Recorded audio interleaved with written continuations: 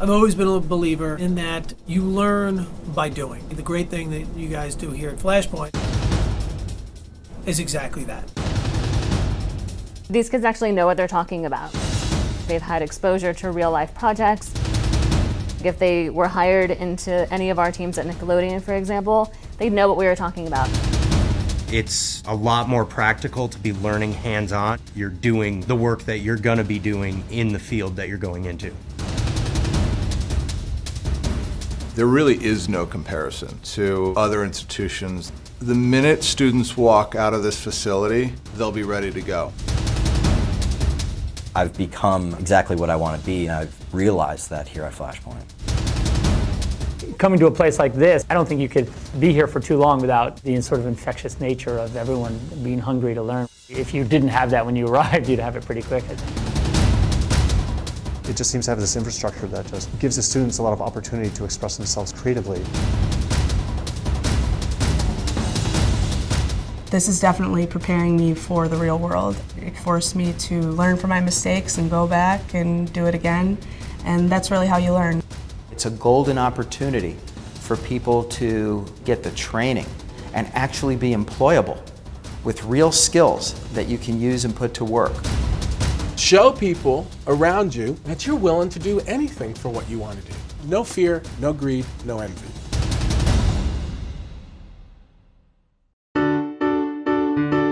Hi, would you like to tell us a little bit about your film? Sure.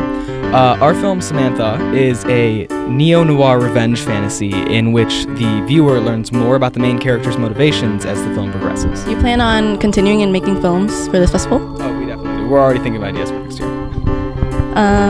If you could have anyone star in any of your films, who would it be? Ooh, that's really difficult. Keanu Reeves. Basically, yeah, why not? Let's just go with that. Are you planning on pursuing any career in film? I can't say I haven't thought about it, but I don't know, I'm a sophomore, so. Sort of. It wouldn't just be in film, but acting in general, whether it be theater or in film.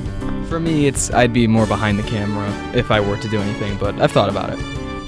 That's really cool. I wish you both the best of luck today. What's the name of your film today? Vast Transit. Would any of you like to tell me a little bit about it?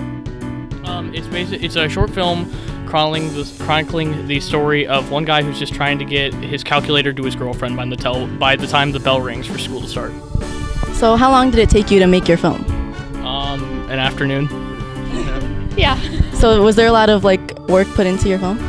Yeah, it was pretty. Yeah, it was pretty intense. Like just getting it done. We knew what we had the game plan for a couple days. What we were gonna do. We scheduled we were gonna film it with Will and a couple other people, including my sister, who actually made another film for the film festival. And then we all got together after school, put it together, shot it, and then I edited it that night. Yeah, I was very worried the dolly we used for some of the shots was extremely loud, like the loudest dolly known to mankind, and I was really worried that we were going to get yelled at, but everything turned out okay. Not to mention, I thought it was going to fall apart. What's the name of your film? It's Inside the Band Within the Show, so there's a couple prepositions in there. Yeah. So are you in band? No, it's about Prospected School of Rock as our musical, so it's about, within that show there was the pit band, which is the normal band kids who just play in our actual pit, and then in School of Rock that was special because there were kids playing instruments on stage. So there was a drummer, 2 guitarists, a bass player, and a keyboard player. So that was kind of cool because it was just a new thing for the Prospect stage. So my documentary covers that. That's pretty cool. So your brother made films too, right? Yeah. Did he inspire you to make some of your films? Yeah. I think that a big reason I got into making videos is because of him, because I do more commercials or documentaries, and he does more I'm gonna write a script, and then it's that kind of stuff. So, but yeah, I think that it's definitely something that got me into it. So if you could have any actor or actress be in your film, who would it be? Oh man. I like Emma Watson a lot. Probably her. Yeah. Okay. Are you confident in your film tonight? I would say so, yeah. I think it's pretty good. Did you have fun making your film? For sure, yeah. So did you work by yourself on the whole thing? Yeah, I filmed it and I edited it, and all of that was me, but I interview people within the film, so it's the people who are in the band, and then my fine arts director. The name of our movie is Al Barnes Day in the High School Commons, and much, much more. So what type of film is yours? It is a narrative, dramatic / comedy. So I guess you could say it's a dramedy. We meant to make it very experimental, trying out new things. We just like shot some footage and, we saw where it went. So are you all like actors of the film, or did you all spend time making it? Well, I directed, wrote, produced, and starred in it, as did Jolena. She starred in and helped me produce it, and then Alec is the title character, Al Barn, and then Flex plays himself in the film. Who inspired you to make your film, or what inspired you?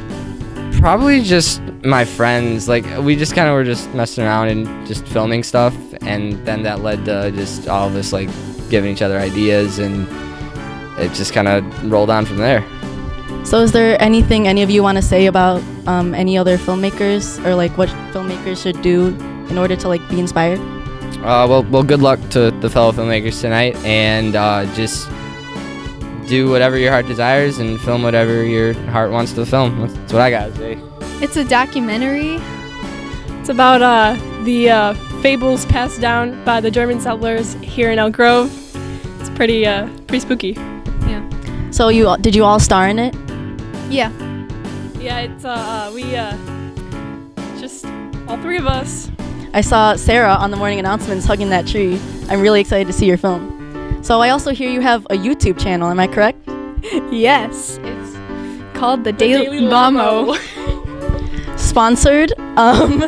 You should go check out The Daily Lamo so you can see these amazing girls at their work. The Daily, so TheDailylLamo. Very interesting. What inspired you to make your film? We saw, the show Finding Bigfoot, and we saw a YouTube clip of a news story about a leprechaun in Alabama. So those are some of our main influences. My half-great-grandma got attacked by the Bussy Beast in 2009. Rest in peace. I'm really sorry.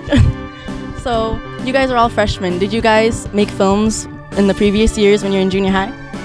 Yeah, and I advise you not to look them up because they're not good. They're fantastic. They're quality. It's called A Soldier's Journey Home, and it's pretty much about a soldier who was wounded in action, who we pretty much go build a house for, and it's basically it's a construction video mixed with a documentary. How long did it take you to make your film? About 48 hours. So, do you plan on going into the film industry once you grow up? I'm actually planning to be more in the engineering path than filmmaking, but it's always a second option. My film is The Misspoken Wish. It's a narrative about two best friends that they go against all odds to save what they love in life, and it really shows the value of friendship, I think. So, what inspired you to make your film? Honestly, the inspiration I got from writing it was honestly my own life. I realized that situations in life, you need to enjoy the little things and enjoy the people that you love, especially your close friends. So I saw a little bit of your film. Did they have fun making it? Oh, I know he had a lot of fun. You want to talk? I had a blast. I loved every second of filming it. It was all fun. It took us all 4 months, and he had a lot of fun. Yeah, I had fun too. I was the bad guy, so yeah. So what school do you guys go to? I go to Glenbard North. He goes to Glenbard East, and he goes to Glenbard North. Oh, that's pretty cool. So you guys all got together and found this festival? Me and him grew up together playing youth sports, and I met him in high school. So yeah. So do you plan on doing anything in the film industry once you grow older? That's what I want to go to school for. We'll see how that works out. So yeah. Me and him, we actually grew up making short films when we were little kids, just about little stuff. So this is a big step for us. This is a big, backs of all church, all that little stuff. So this is a big step for us. Do you have them posted anywhere so others can see them? Yes, I do. My YouTube channel is We Are, like letter R, Bad at Dis. It's pretty complicated. I have the film on YouTube. It's The Misspoken Wish. I think I have around 170 views already. So yeah, go check it out if you wanted to see it again. So definitely. That's really cool. I hope you guys have fun tonight, and I wish you the best of luck. Thank you. Yeah, it's just it's an animated film about this guy who's like, he hides himself behind a mask, and then he meets this person, and he gets to like show his true self. And it's all about, you know, being yourself. So I hear you made an animated film. Was that difficult? Yes, it was like it was very complex. It was the first time I've worked with animation and stuff like that. So it was very, you know, different, and I didn't have any guides or anyone else, so I had to like just learn it from scratch, and maybe some videos online and stuff like that. But yeah, it was interesting and it was new and it was cool. So I know that you're a freshman, so did you make any films in junior high or previous years? No, I used to make like a couple short films with like my friends and stuff like that, and maybe some scripts and like drawings and like comics and cartoons and stuff like that. But like other than that, no, this is like totally new and different. Yeah. So what inspired you to make your film tonight? I wanted to, you know, do something different, do something I've been wanting to do for a while, which is animation. I've always wanted to make, you know, cartoons and stuff ever since I was a little kid, so like, yeah. So now that you've had this experience, do you plan on pursuing any career in film or animation? Oh yeah, for sure. I like learning what I've learned through this process. It's like, it's taught me so much more and made me want to do something even better than this, like grow upon it and stuff like that. So you are going to make more films in the future then? Yeah, for sure. I wish you the best of luck tonight and have fun. Thank you.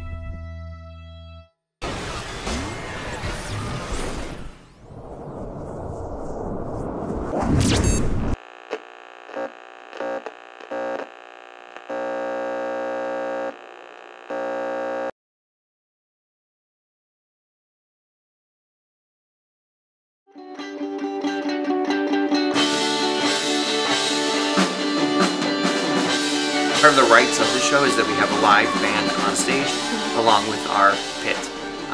Like the movie, the students who play in the movie with Jack Black, I mean, they're really rocking. And so on the Broadway show, they have these kids who are rocking their bass, their electric guitars, the keyboard, the drums. So the same is true for our production. We've got instruments who are in the pit playing with the orchestra directed by Mr. Barnum. But then on stage, we also have this amazing group of kids who are acting, singing, dancing, and playing their rock music. I mean, we've had some actors play a little bit on stage here and there, but nothing like this. I mean, they're legitimately memorizing the music, memorizing the song, memorizing the dance, and then doing everything else. It's adding many layers that is very challenging, and these students are rocking, pun intended, at it.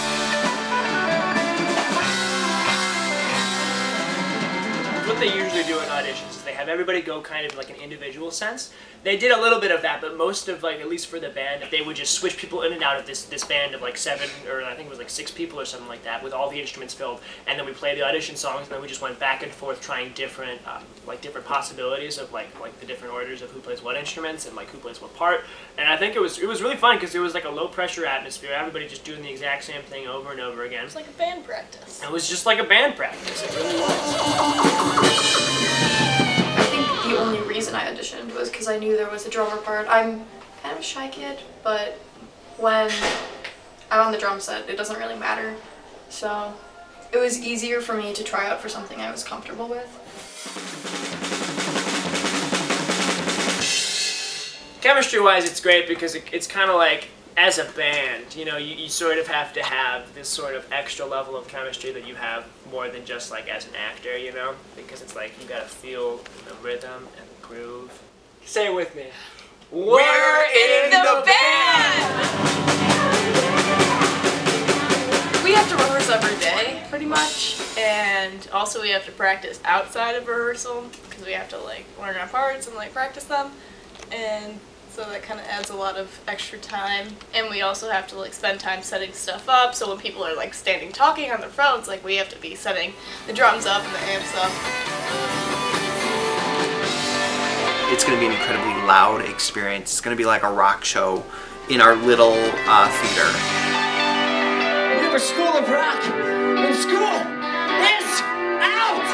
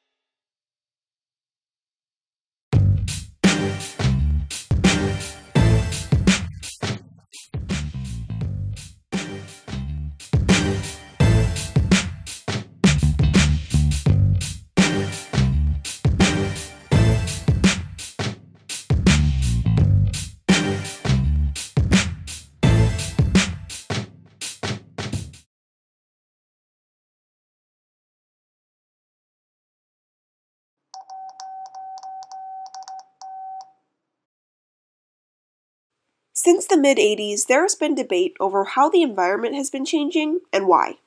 And it's still a hot topic. But why is that?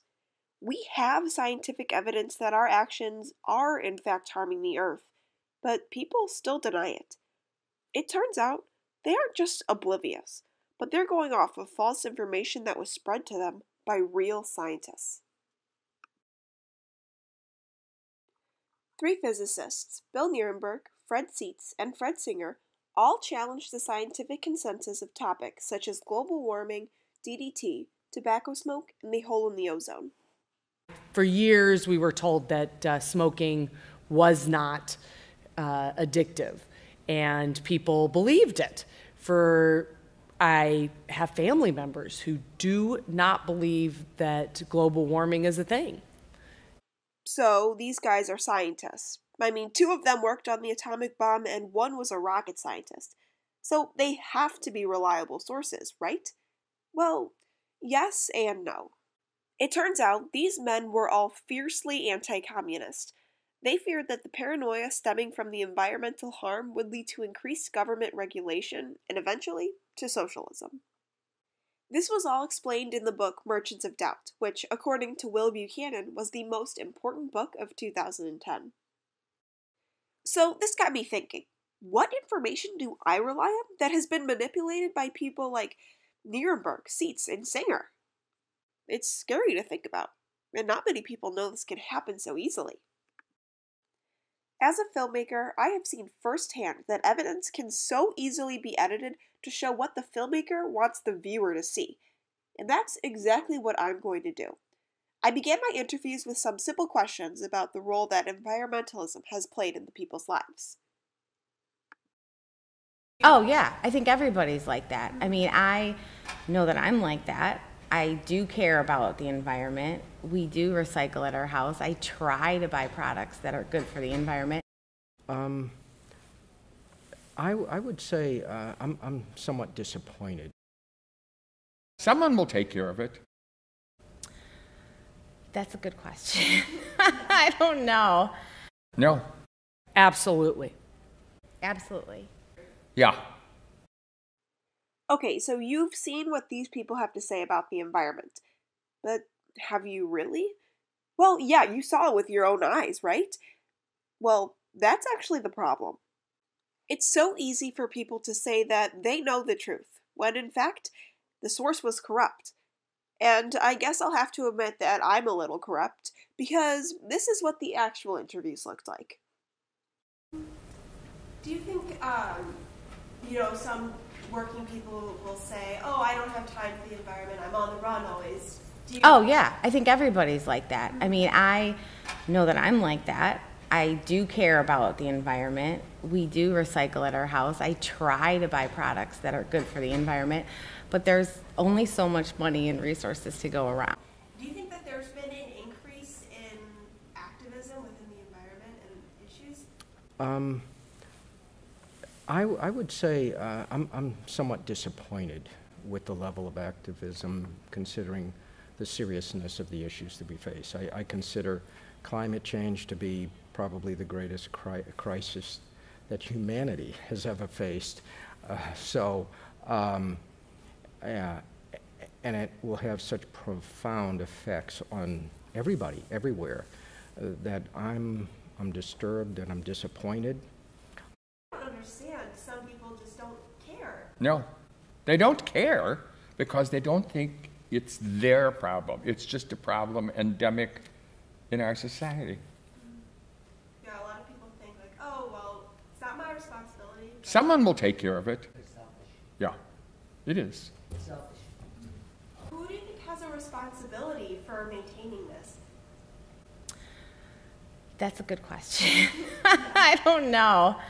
I think it's, I'm kind of someone who's always kind of in the middle of the argument, and I do believe it's everyone's responsibility. I think it's the response. I do think government should be somewhat involved in terms of regulating what we're doing to our environment. If I understand correctly, like the government should be involved, but they need to start enforcing what they're... Yeah. And people need to know that it's going to be enforced. It's obvious that not all of the information given to us will be 100% correct. But when it comes from a credible source, like a scientist, we expect it to be accurate. It's important for people to get the whole story before making assumptions, but it's even more important that credible sources are in fact credible. In today's economy, where media is king, and they're trying to get the largest market share of viewers, people are sold on giant headlines, on alarmist headlines. And moderation doesn't sell. It does not sell. I hope to live in a world where the media can be free from bias, and I hope that in the meantime, we can be more critical with the information that is presented to us.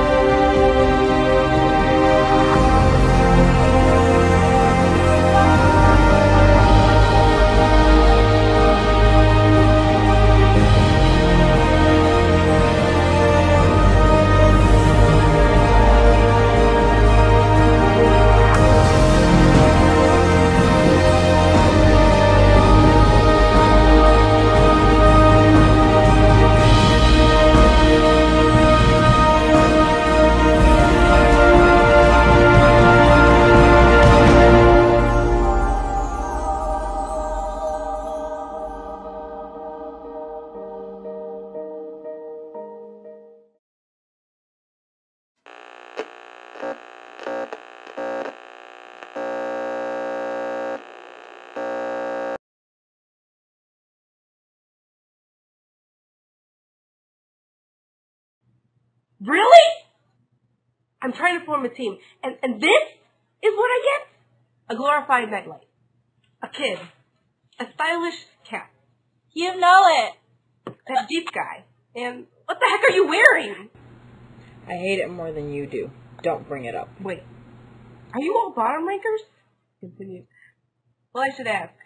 What do y'all do? Hello. My name's Abbott. And I camouflage myself on swell. And, I might have some upgrades. What do you mean you maybe. might have some upgrades? That is I like the foliage, but I'm not. So I'm supposed to get more powerful. Who's next? Like, do I... I'm Mason.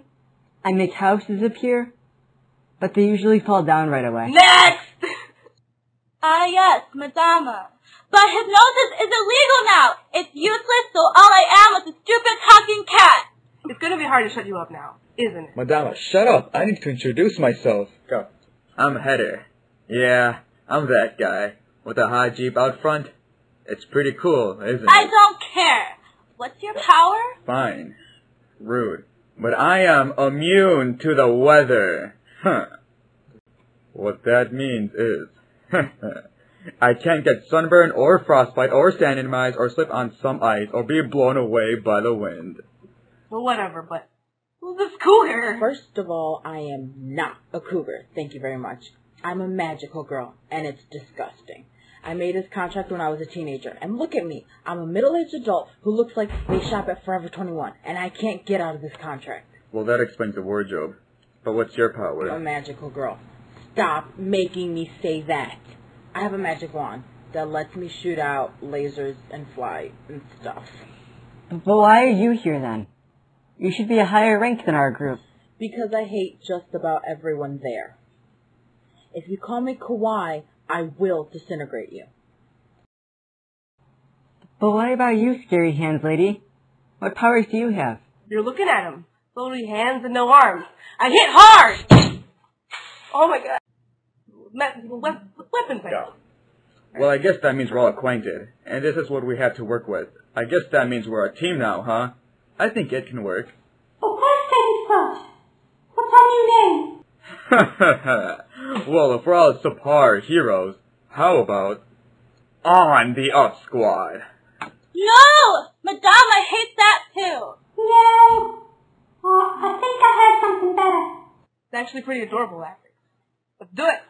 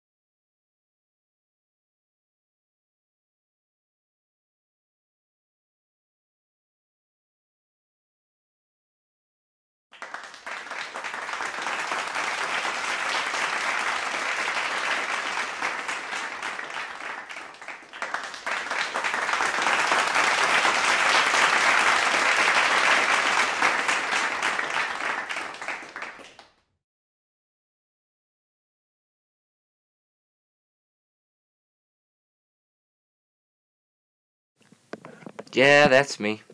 Just sitting in the comments, doing nothing, doing my thing. My name's Al Barn, and this is kind of all I do with my life. What I mean by that is I like to sit in the comments and just think. Helps me clear my mind.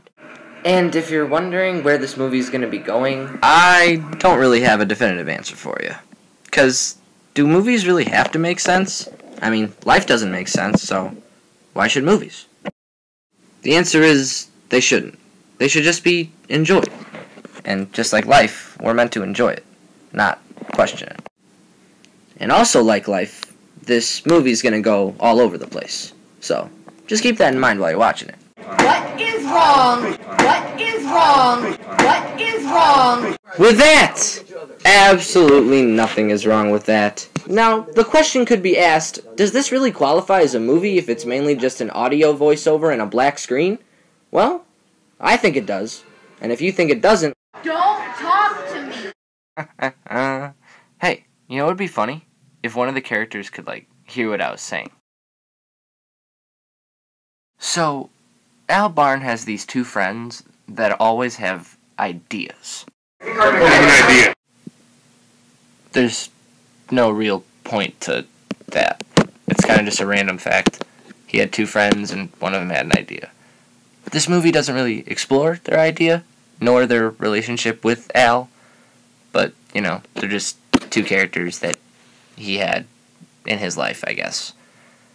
This movie doesn't really explain anything about them, nor is it supposed to. It's not really focusing on anything. In fact, at this point in watching the movie, you should kind of understand that this movie has no focus. It's about random people, and it's about random things. But, does it have to be about anything? It's a movie that's just meant to be enjoyed. The main reason that I made this movie is because I wanted to leave an impact. And I can guarantee you that you're going to go home after seeing this movie, or listening, for the most part, to this movie, and you're going to be thinking about it. That is what I wanted most out of this movie. So, what did you guys think? What? Well, so was that the first draft? No, I was going to send it in like that. You're telling me that wasn't, innovative and creative and good? Do you want to win?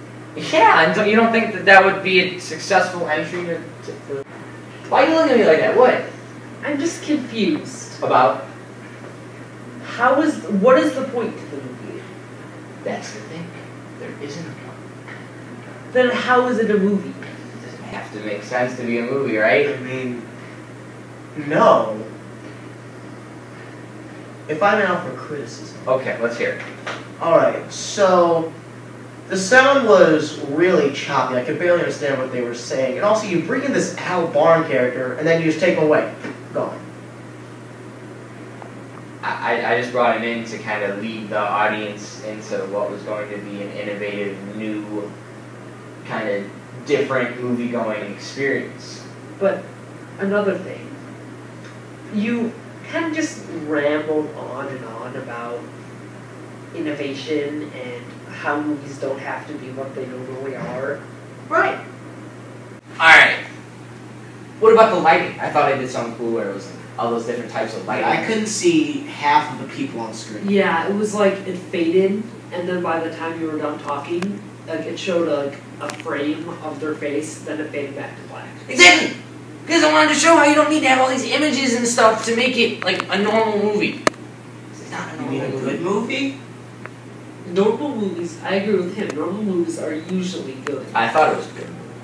Okay, but what did you think of that one clip, of Jolena, and it played 3 times, and then he had his friends come in? I thought it was cool how these friends were only there for a second just to make a little funny comment, and then it goes to that whole deep part, I was confused the entire time. I didn't get what was happening. That is the point. Stop saying that! What? It's the point of the movie that there isn't a point. No. What's the point of making a movie that has no point? That's the point. There doesn't need to be a point to. Yeah, we're not having this discussion. The word "point" doesn't even sound like a word anymore. You've said it so much. Look, the movie does not need to have any reasoning. Is that a better word for you? It was interesting to say the least.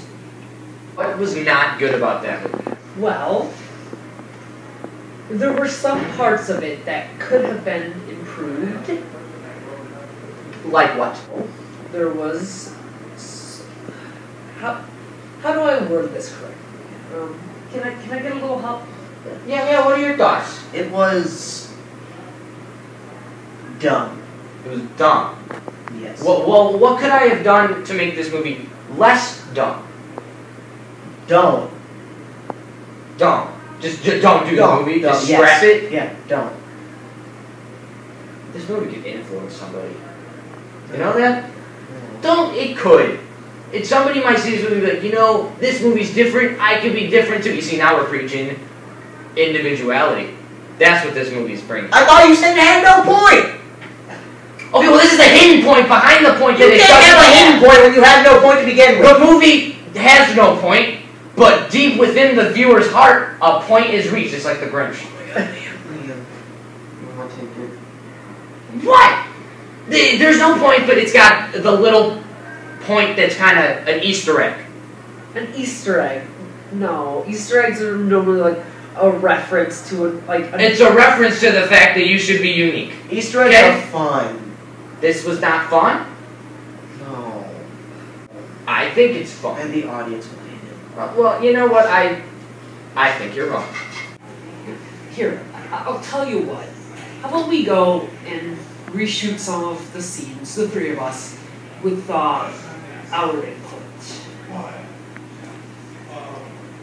Okay, I'm letting you know now that if we were to do that, whatever we film will not be as good as what you guys saw. Because this is something else. And you guys are missing the point. Hitting the point.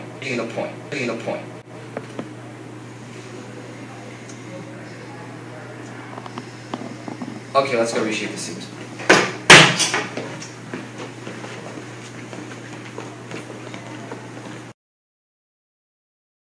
So, are you thinking about it?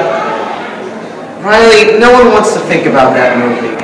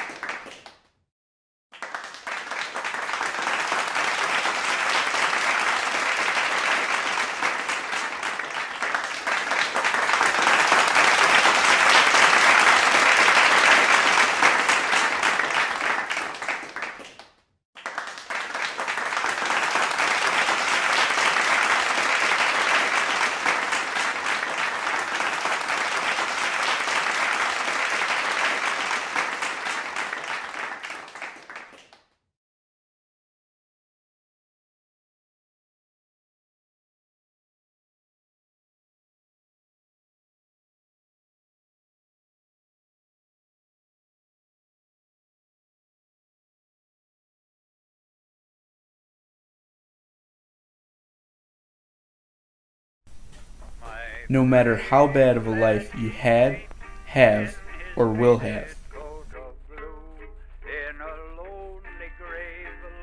you'll never appreciate life like when it changes drastically. I wish I would have known that. When a robe of white is given for that faded coat of blue. It all started on a regular Saturday night. I lived with my widowed stepdad, Bernie. He worked 2 jobs, and we still struggled to not lose the house. My mom passed away almost a year before the world changed, and my real dad died in Iraq when I was only 6. I didn't have much left. Man, screw this.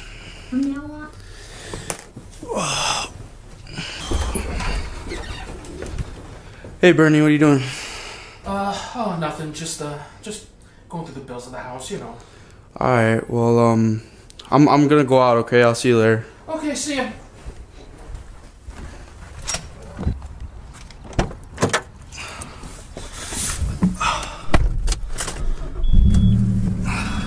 Kevin. Hey, what are you doing? March. You wanna do something? Wanna go grab something to eat or something? Yeah. Alright, I'll come get you right now, okay? Alright, bye. Bye. Kevin. Kevin. His dad, my dad, served in the Marines together. That's how me and him met. He's been that one friend that's stuck by my side through everything. Almost like a brother.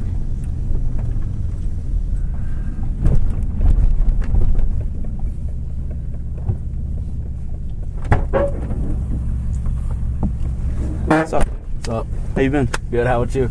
Alright. How's things been at home? You know, it's been alright. It's not the same without Mom anymore, you know? Yeah, I bet. And I mean, Bernie's doing the best he can, but it's not like he could be prepared for this or anything. Her passing was unexpected. Yeah, at least he's trying, though.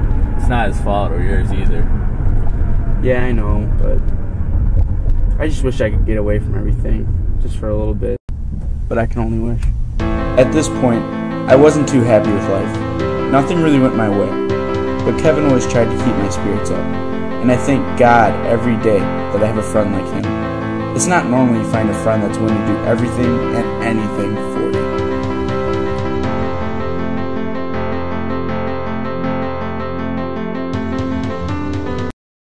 I went to bed that night, not knowing what the following day would bring, what I would see, what I would do. But even if I did, I never could be ready for it.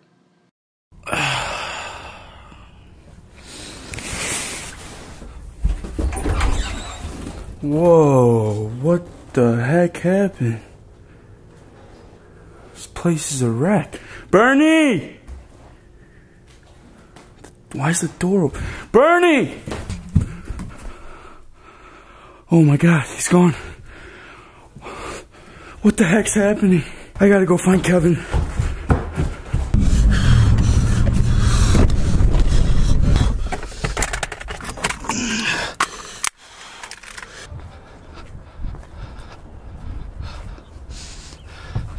Kevin!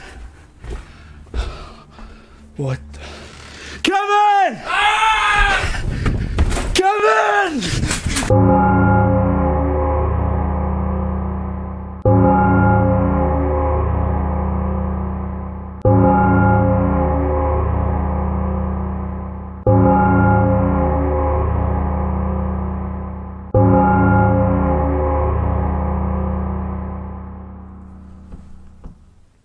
Alright.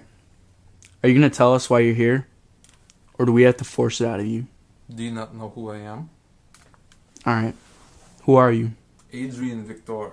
Adrian Victor, the Russian terrorist? Precisely. Alright. What does Russia want with the U.S.? Oh, silly boy. Russia has no knowledge I am here. The government may have paid me to do the work they never could. So you're telling me that the United States of America hired you to take innocent people from their homes? No, now you're catching on, my boy. Why? Perhaps they're a big experiment or something. I don't know. They tell me to hunt and take people away. I agreed. They give me money. I don't ask questions. Where are my parents? Oh, your parents. We came up to the house, knocked on door opened, they had weapons. We disposed of them. Bastard! Whoa, hey, calm down. Hey, just go get some air, okay? Just go get some air. Then where's my stepdad? Name? Bernie Williams, 1738 Northburg Street. Northburg. Oh yes, the big guy with the beard, no? Where is he? Well, now that I know that you two are a relation, I'll have him moved to my regional facility. And what makes you think you're gonna leave here alive? Chase, you gotta come see this! Stay right here. What's up? 3 trucks is pulled up. Are you serious? Yeah. We gotta go. Alright, let's just grab AJ and we'll go. Come on. Where is he? I don't know. Come on, we just gotta go. We gotta go. Chase, what are we gonna do? I'm gonna go save Bernie. That's crazy, man. It's a suicide. I don't care. Alright, Kevin? He's all I got left.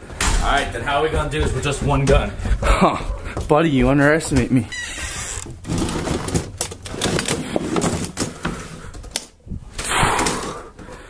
Father left them for me when he died. Our dads taught us how to use these since we were little. We can handle this. Alright, man, let's do this then. Settle up. Kevin and I were in for the biggest fight of our life. But for some odd reason, we felt more ready than we ever could be. So we got guns, how are we gonna get there? Well, ever wonder why you never been in my garage? Yeah. 78 Camaro. Damn, no way. Yep. Why you never showed me this? I don't know. Family possession, I guess.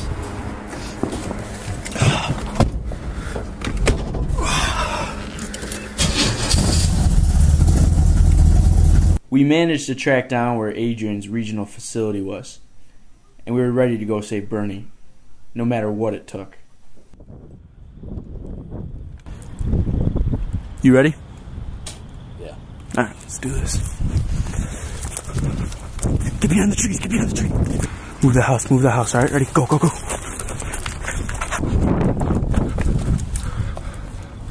Oh, it's Adrian. I was doing patrol. How about you do with me? You have to be ready to come at any time. Go. Hey, buddy. Oh. Flashback! And now we're back to the start of the story.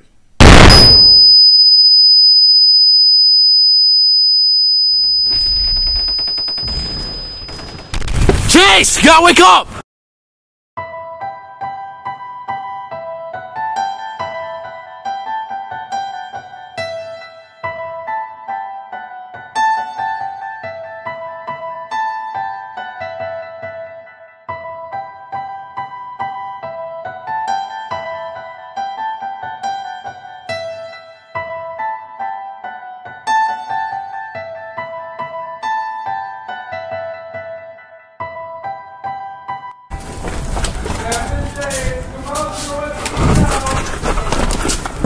Precious stepfather. Nuts him out. We will kill him. They got Bernie. Come on. Come on, we got it. Dude, we got it. He's all I got left. He's all I got. You're all I got left.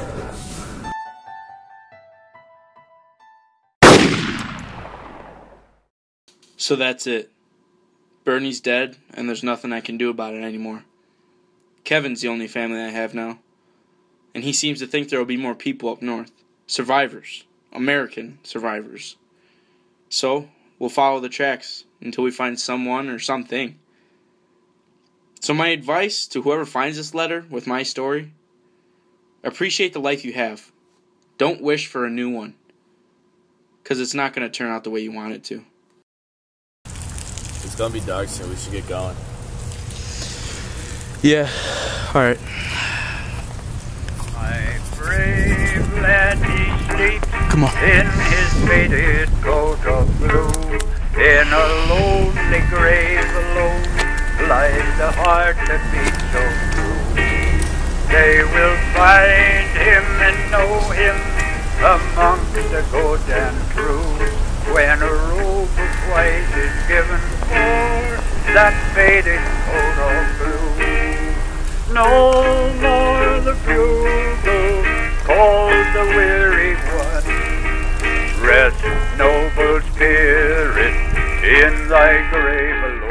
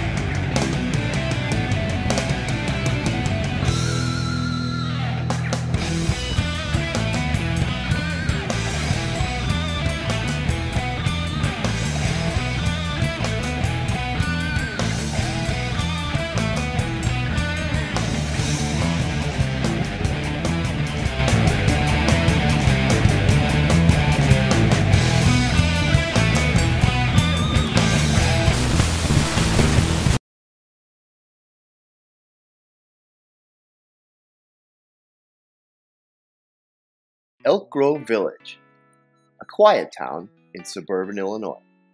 A good place with a strong community. But what could this town be hiding? Over half the town is enveloped in a forest preserve called Bussey Woods. Bussey Woods is named after one of the first German settlers in the area. But what if the name is not all that these settlers left behind? That's where we come in. I'm Maeve, and that's my partner, Jillian. Sarah is our camera woman. She's kind of a skeptic about this whole thing. We are paranormal investigators from Waukegan. We've been tracking an urban legend of Elk Grove for nearly 2 months now. This is our story. We're at this farmhouse, and there's a beast sighting here, so we're gonna look around. Beast feast right here. Or Beast feast. It's wood chips, guys. Beast feast. It's wood chips. It's not the beast. Why? Because it was anything else. Plus you're claiming it's immortal. It's Yeah. old. It's really old. Maybe it'll die. Yeah. If humans can eat dandelions, Beast can imagine that the beast can eat dandelions.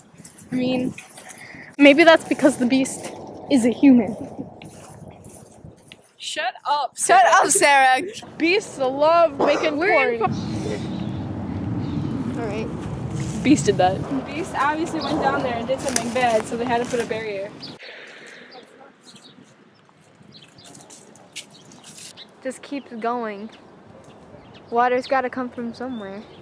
Here, Sarah, get your thoughts. I don't know. It's a lake, pond, creek. Nothing special about it.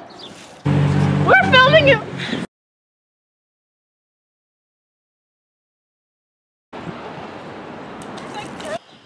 What do you think, Sarah? I don't know. It's money, but that could mean anything. Like there's water and dirt, and there's canvas, could be fishing terps. But then again, it could be the beast. Yeah. I think it's a beast.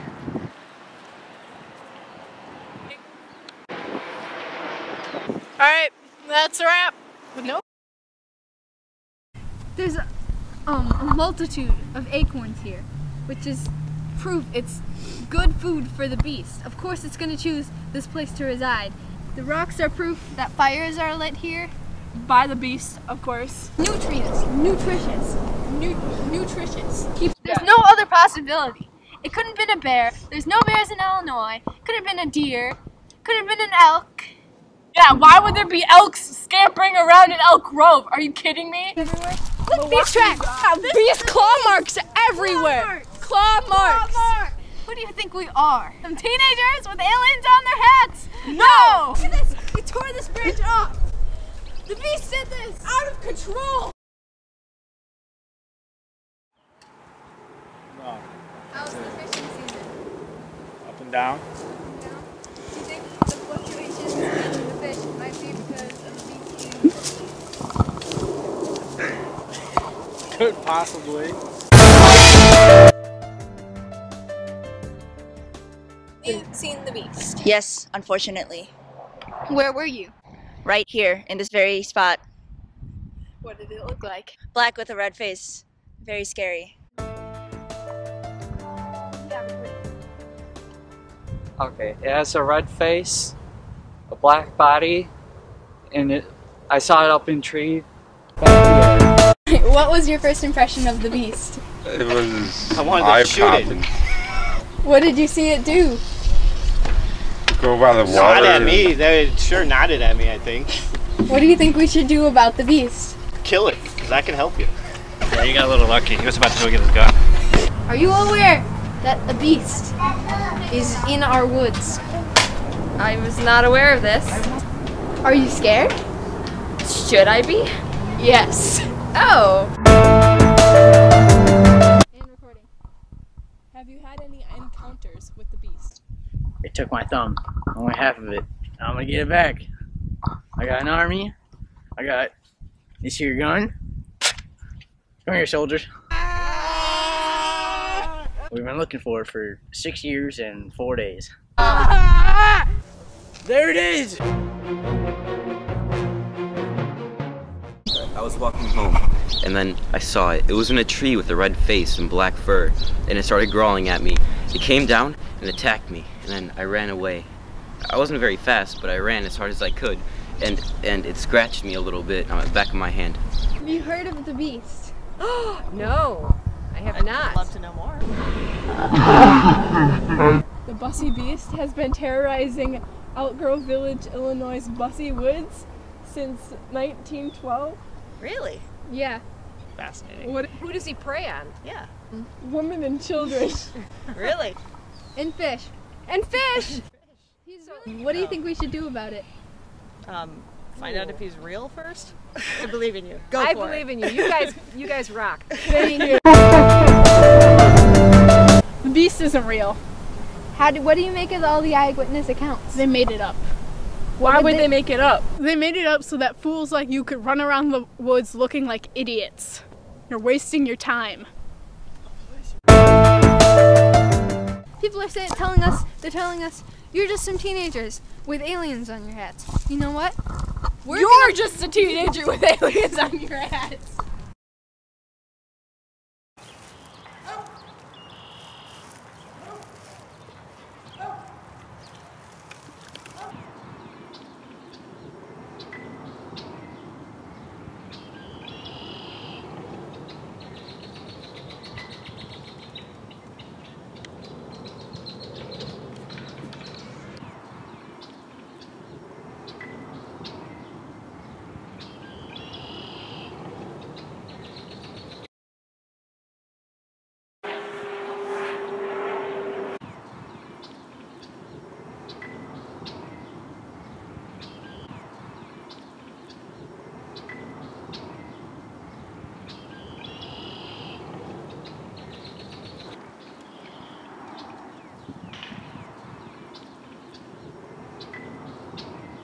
Wait a minute, is that?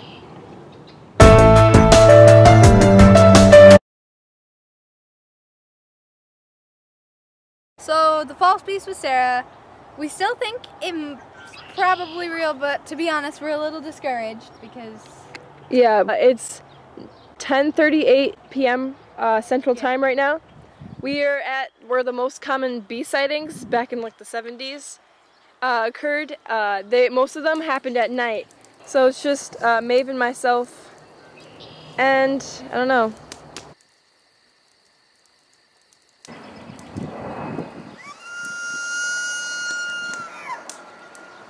Do you hear that?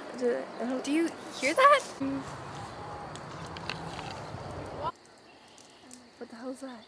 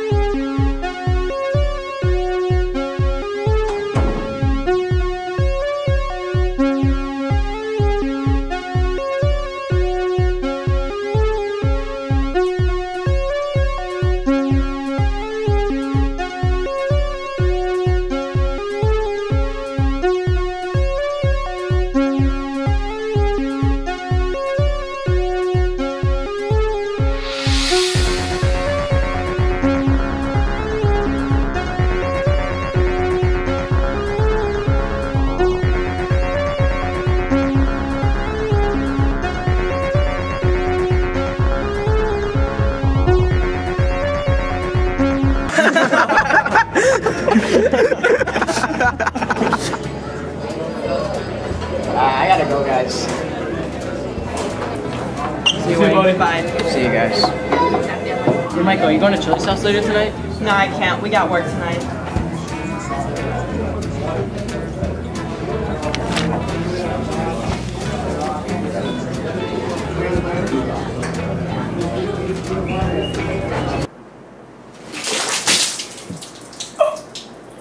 Jesus, what the hell is this?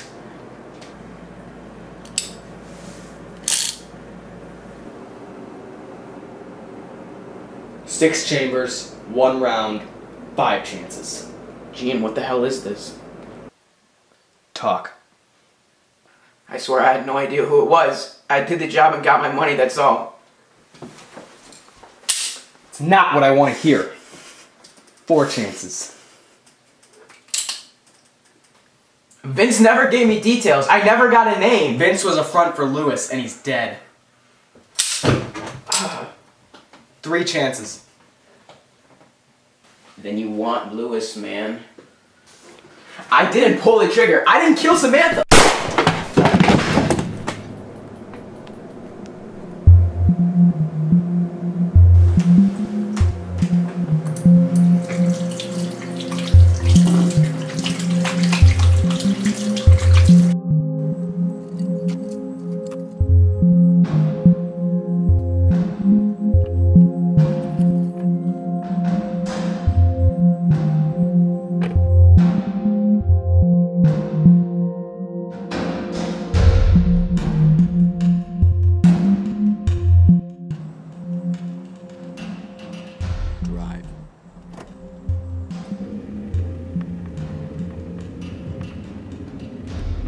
So are the others dead?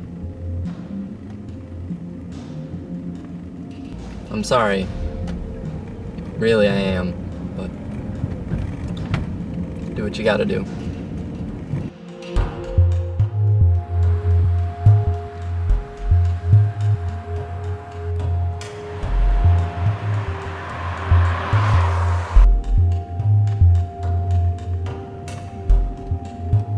Up here.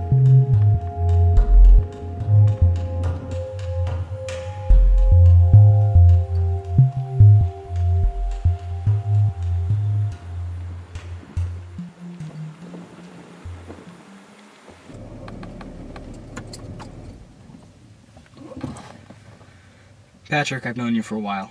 Don't lie to me. Why did Lewis order a hit out on my wife? You know, I've been wondering that same thing.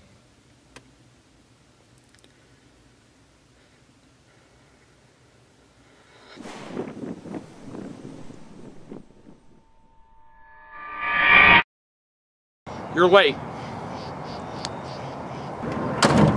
Lewis! Ah, Lewis.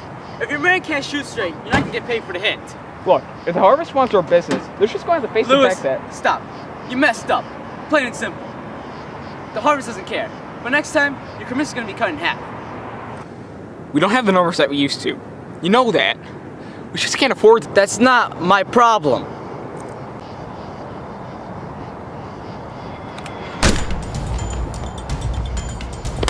Ah!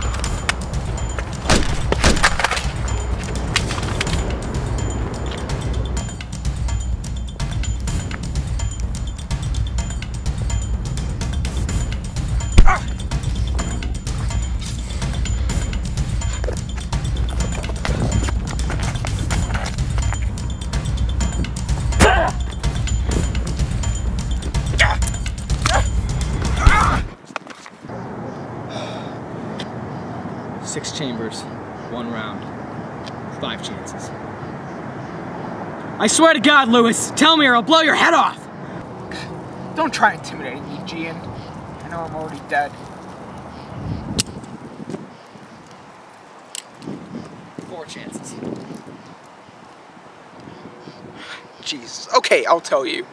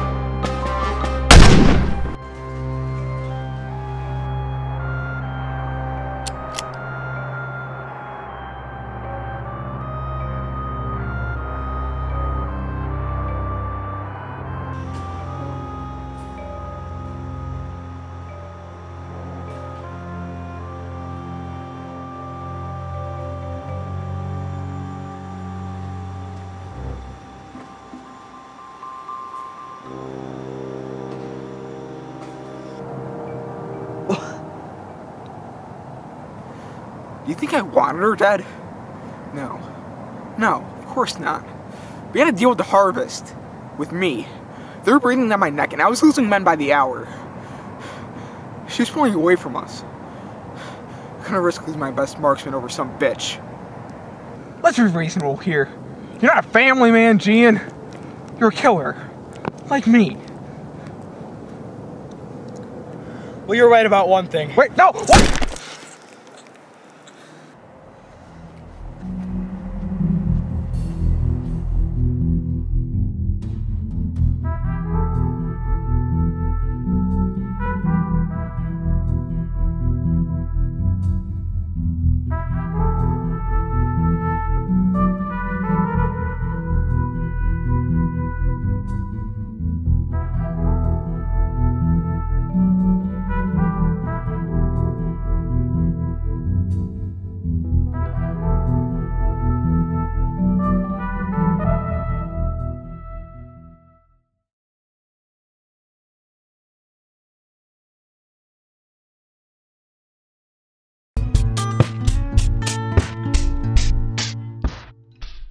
is a beautiful April morning, and for all you commuters out there at 7:29 a.m., here comes Vast Transit. Sandy needs my calculator before first period.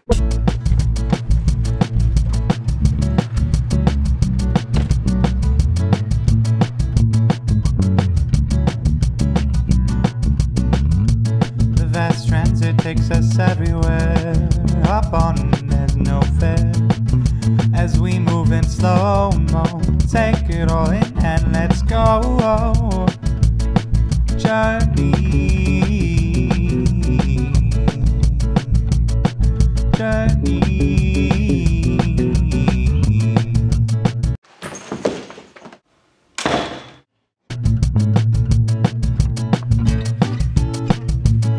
Have you ever seen the earth grow in front of your tired eyes? Looking at the blue skies, asking how you're alive.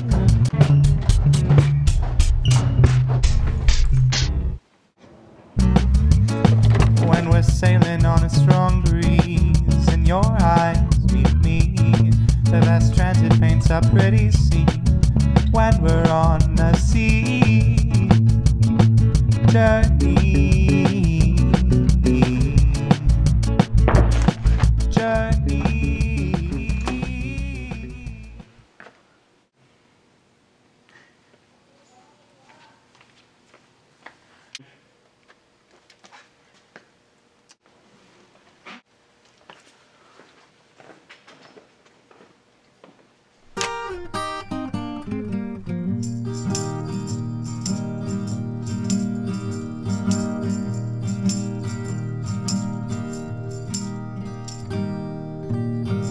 Wake up, it's time to wake up.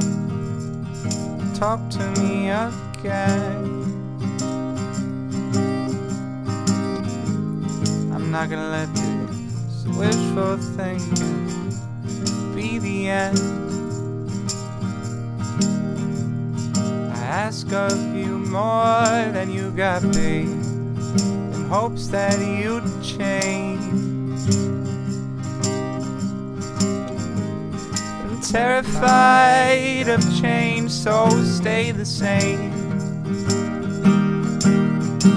All the good days are when you're near.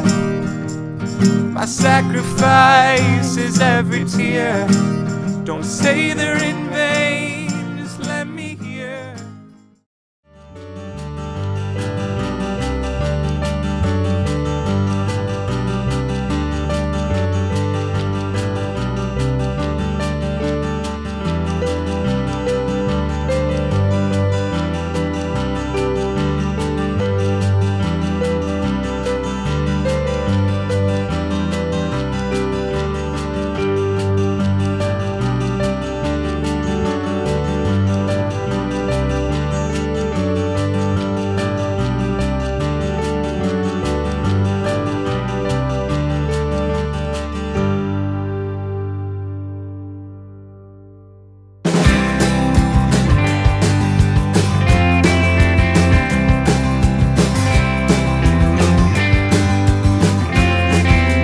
Sheltered from the sunlight in the shade beneath the tree.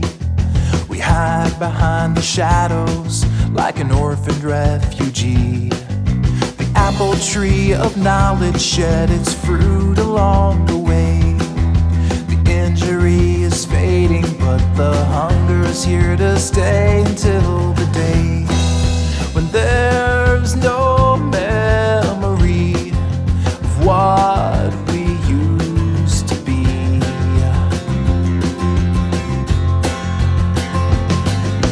Golden sunrise, burn your eyes, filled your dark skies and made you blind.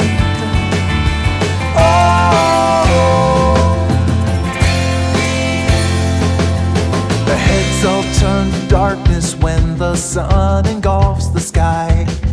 The brightness overwhelming